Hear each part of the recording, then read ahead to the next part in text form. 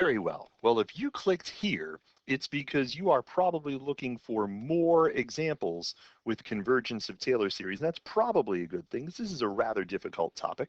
I'll work through a couple of examples in this screencast, and we'll see if we can be helpful to somebody. So let's find the fourth degree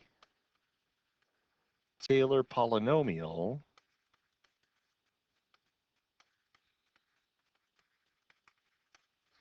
for f of x is e to the x about a equals 0.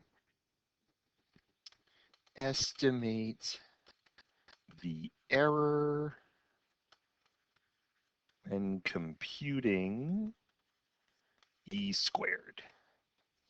So again, we're looking for a fourth degree Taylor polynomial, so we're going to take 5 derivatives.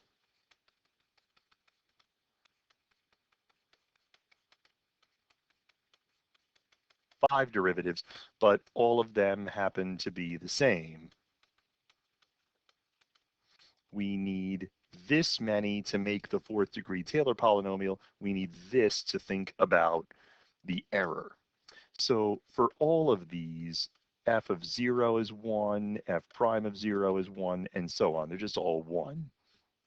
So e to the x is approximately f of 0, f prime of 0 times x minus 0, f double prime of 0 over 2 factorial x minus 0 squared, f triple prime of 0, 3 factorial x minus 0 cubed, and then it's not too hard to get this, right?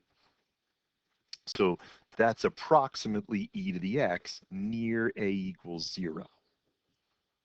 So what we're looking for is the error when computing e squared. So e squared happens when x is 2. So we're interested in what happens between 0 and 2. So the error, the absolute value of the error, is less than or equal to the fifth derivative at some special place over 5 factorial times x minus a to the fifth. So in this case, what is that? Well, 5 factorial is 120, and 2 to the fifth is 32. So let's focus for a moment on the fifth derivative. Well, the fifth derivative is e to the x.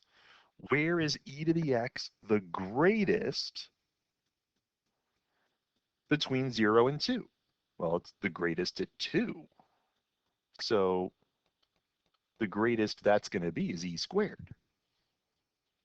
So this number is the greatest that the error could possibly be between what I get when I plug in 2 and what the actual value of e squared is. This is the Lagrange error bound for this fourth degree Taylor polynomial generated by e to the x. How big is that number? I don't know how big that number is. Let's go find out how big that number is. That number is e squared times 32 divided by 120. It's no more than 1.97 off. It's no more than a difference of 1.97 between what I get when I plug in 2 and the actual value. One more to demonstrate. Let's use the fifth degree Taylor polynomial for sine x about a equals 0 to estimate sine 1 with an error bound. That's great. So we can do this. We can find a bunch of derivatives, right? This is what we're good at. We can We can find derivatives all day long.